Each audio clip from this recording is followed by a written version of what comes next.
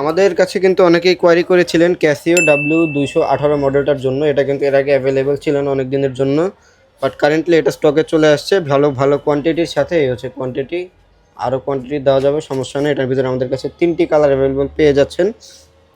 এটা হচ্ছে পজিটিভ ডিসপ্লের ভিতরে ব্লু কালার বেল্ট, দেখেন কালারটা খুব সুন্দর, মডেলটাও খুবই সুন্দর। যারা এটার ব্যাপারে অবগত নয় তাদেরকে বলে দিই, এটা কিন্তু G-Shock-এর 5600 যে সিরিজটা, ওই সিরিজ থেকে ডিজাইনটা অনেকটা রেপ্লিকেট করে বানানো হয়েছে। যাদের বাজেটটা একটু কম তারা এটা নিতে পারে। এটার প্রাইস হচ্ছে 3500 টাকা করে।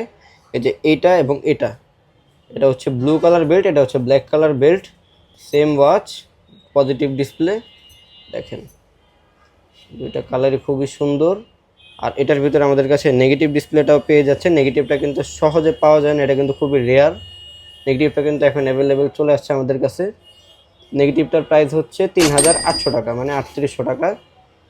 প্রোডাক্ট তিনটা খুবই সুন্দর, যার যেটা ভালো লাগে দ্রুত নিয়ে দিবেন, সবসময় কিন্তু এটা স্টকে পাওয়া যায় না।